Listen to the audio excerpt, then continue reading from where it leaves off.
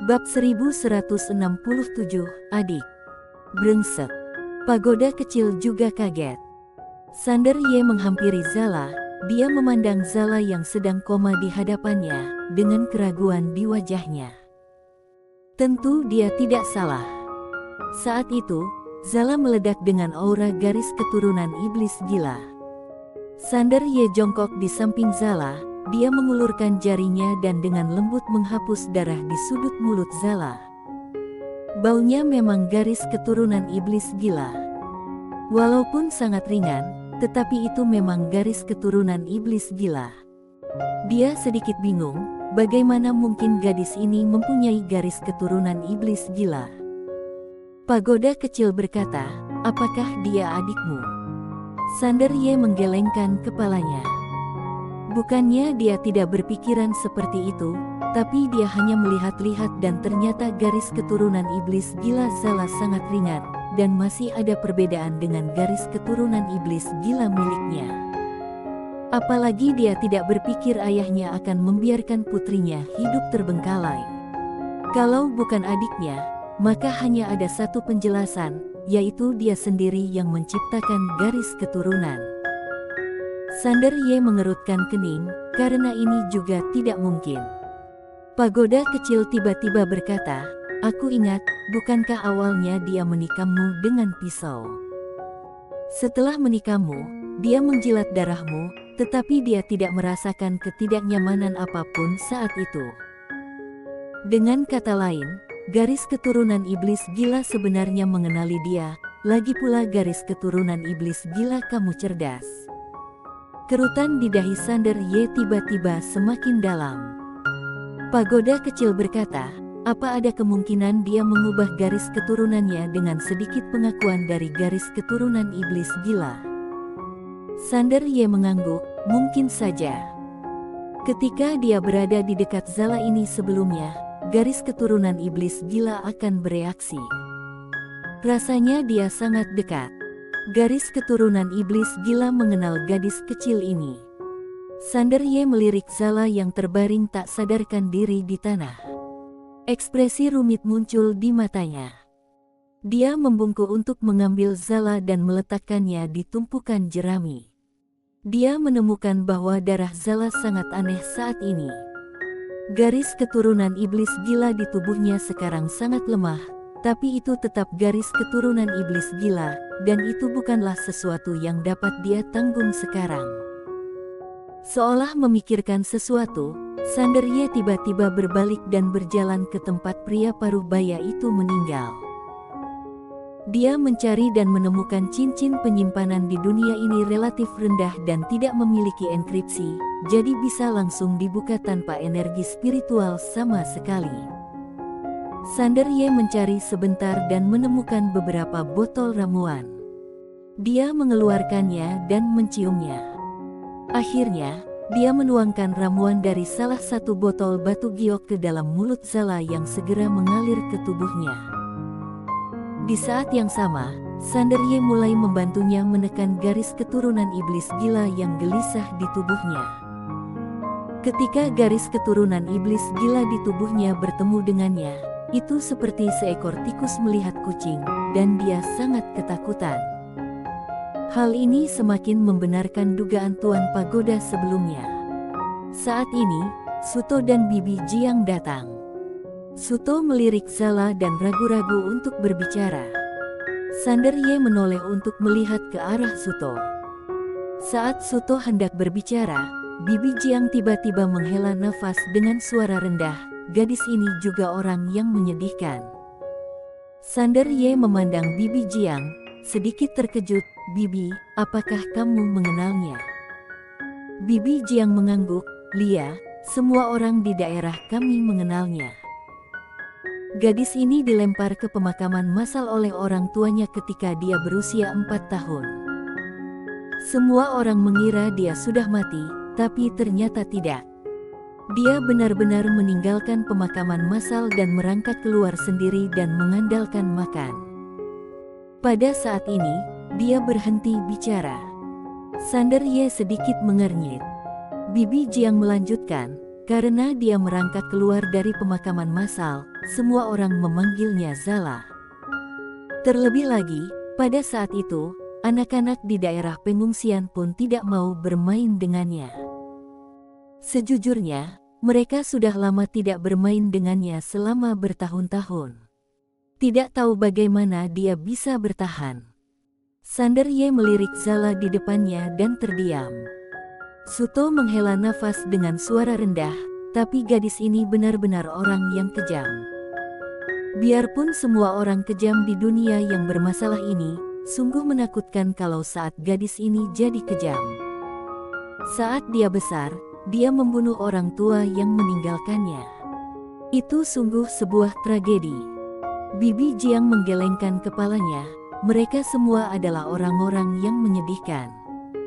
Pada saat ini, Zala tiba-tiba membuka matanya, dan detik berikutnya, dia menikam Sander Ye dengan keras dengan kecepatan yang sangat cepat. Untungnya, Sander Ye bereaksi cukup cepat. Saat Zala bergerak, dia segera menjauh dan menghindari serangannya. Suto dan Bibi Jiang juga mundur. Mereka juga sangat takut dengan Zala ini. Pukulan pertama meleset, dan Zala ingin menyerang untuk kedua kalinya, tetapi saat ini, tiba-tiba dia merasakan rasa lemas di tubuhnya. Tubuhnya lemas dan dia terjatuh. Dia terus menatap Sander Ye dengan tajam, memegang pisau erat-erat di tangan kanannya. Suto ragu-ragu sejenak, lalu berkata, "Nona Zala, Dik Sander lah yang baru saja menyelamatkanmu. Kamu tenang." Zala tidak berbicara, hanya menatap Sander Ye dengan tajam, tapi segera, matanya perlahan tertutup dan dia pingsan lagi. Suto memandang Sander Ye, "Dik, Nona ini terlalu berbahaya." Sander Ye mengangguk, "Lia, aku tahu." Suto ingin mengatakan sesuatu yang lain, tapi Bibi Jiang tiba-tiba menangkapnya dan berbisik, "Tuan Ye sangat cakap, jadi jangan khawatir." Suto melirik Sander Ye dan menggaruk kepalanya karena malu.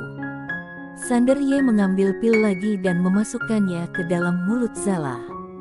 Setelah beberapa saat, Zala akhirnya terlihat jauh lebih baik. Setelah sekian lama, Zala perlahan membuka matanya. Kali ini, dia tidak mengambil tindakan lagi, hanya menatap Sander Ye. Sander Ye meliriknya dan tidak berkata apa-apa. Pada saat ini, seorang pria tiba-tiba masuk. Sander Ye menoleh untuk melihat pria itu. Pria itu melirik Zala di depan Sander Ye, lalu berkata, "Aku tidak ada niat jahat." Sander Ye berkata, "Apakah ada masalah?" Pria itu berkata dengan serius, "Kami menemukan bahwa di pegunungan 100 mil jauhnya di sebelah kanan, terdapat portal teleportasi. Itu dibangun oleh kekuatan di surga di masa lalu dan masih dapat digunakan.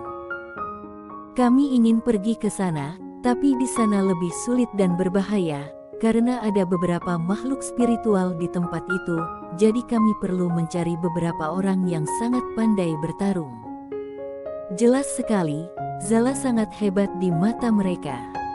Sander Ye sedikit terkejut, "Apa ada portal teleportasi?" Pria itu mengangguk, "Lia." Sander Ye berkata, "Mari pergi." Dia harus kembali ke surga lagi. Kali ini, dia harus menemukan Litar Long, karena Litar Long dapat memberitahu Paviliun Xianbao dan Akademi Guanxuan tentang masalah di sini. Tidak mungkin. Permintaan bibinya adalah dia tidak bisa menggunakan dukungan atau identitas apapun, jadi dia hanya bisa mengikuti aturan akademi dan mengikuti proses normal. Tentu saja, sangat sulit bagi orang awam untuk mengikuti prosedur normal. Tapi apa daya, sekarang hanya ada jalan ini. Pria itu berkata dengan sungguh-sungguh, "Ayo kita harus pergi sekarang." Sander Ye berkata, "Baik." Pria itu melirik Zala yang tergeletak di tanah dan ragu untuk berbicara. Sander Ye berkata, "Tidak apa-apa, dia hanya sedikit lemah dan akan segera pulih." Pria itu mengangguk, "Jika begitu ayo pergi." Setelah mengatakan itu, dia berbalik dan pergi.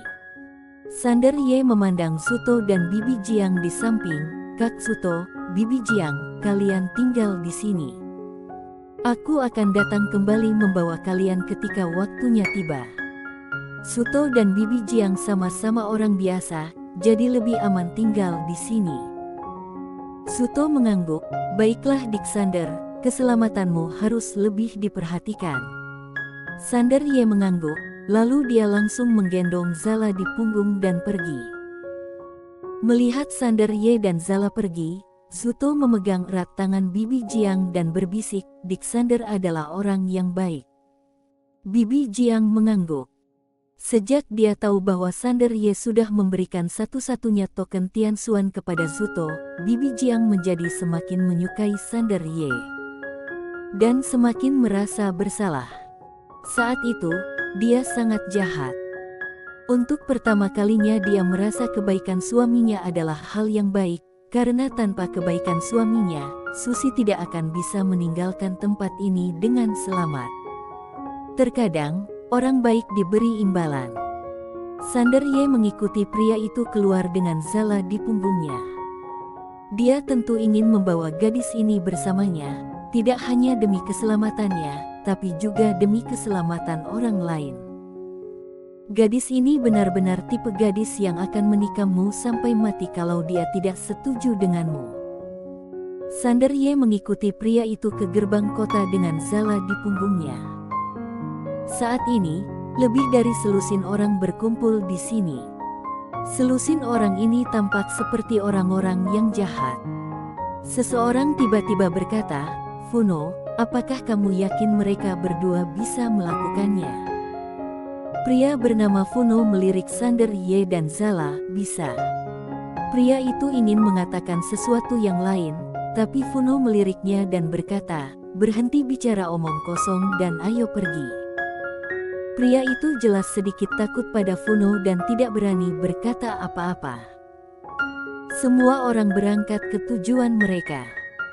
Saat Yi Tochen menambahkan beberapa mesin penambangan lagi, kecepatan penghancuran benua terbengkalai meningkat secara dramatis.